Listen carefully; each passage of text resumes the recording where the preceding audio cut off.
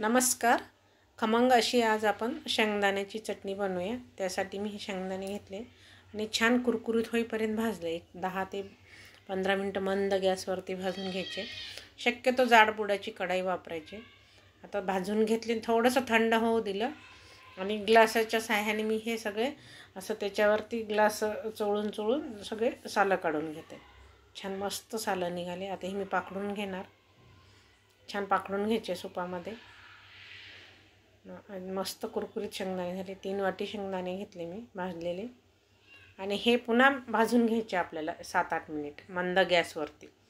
अजून छान कुरकुरीत 7-8 मिनटं भाजल्यानंतर 2 चमचे जिरे घातले, अर्धी वाटी लसूण घातला, गावरान लसूण आहे, अर्धी वाटी तेल घातलं. तेल घातल्यानंतर अजून 2-3 मिनिट छान आपण तेलामध्ये शेंगदाणे छान भाजून घ्यायचे.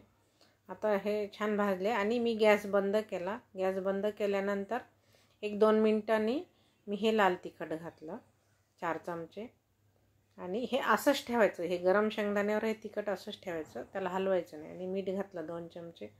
थोडं 4-5 मिनिट असं ठेवायचं. थोडंसं कोमट झालं की मग मिक्स करून घ्यायचं.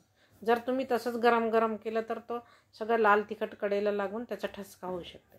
त्याच्यामुळं गरम शेंगदाणा थोड्या वेळ तिखट टाकून ठेवायचं. आता आपण थोडं थंड झालं आणि मिक्सरमधून आपण ही चटणी बारीक करून घेणार आहोत. थोडं फिरवून आपल्याला ही चटणी वाटून घ्यायची. एकदम नाही फिरवायचं. खूप आपल्याला बारीक चटणी नाही करायची. थोडीशी शेंगदाणे पण लागले पाहिजे दाताखाली. छान लागतात कुरकुरीत असे. आता मी तुम्हाला दाखवते. थोडंसं जाडसर आहे. अजून आपण थोडंसं फिरवून घेऊया. अजून थोडंसं फिरवून घेते 1-2 वेळा. छान फिरवून घेतलं आणि हे एकत्र करून घेते. आता 2 वेळा आपण मिक्सरमधून चटणी काढून घेतली. आणि पोळीसोबत खाताना थोडंसं 1 चमचा चटणी घ्यायची आणि 1-1.5 चमचा दही घ्यायचं चटणीमध्ये. खूप छान लागते. तुम्ही पराठ्यासोबतही खाऊ शकता किंवा पुरीसोबतही. म्हणजे तुम्हाला दुसरी चटणी, ओली चटणी करायची गरज नाही पराठ्यासोबत. छान अशी खमंग अशी आपली चटणी तयार झाली. बघू शकता कलरही छान आला आणि चवीलाही छान झाली. प्लीज लाईक करा, शेअर करा आणि सबस्क्राईब करा. धन्यवाद.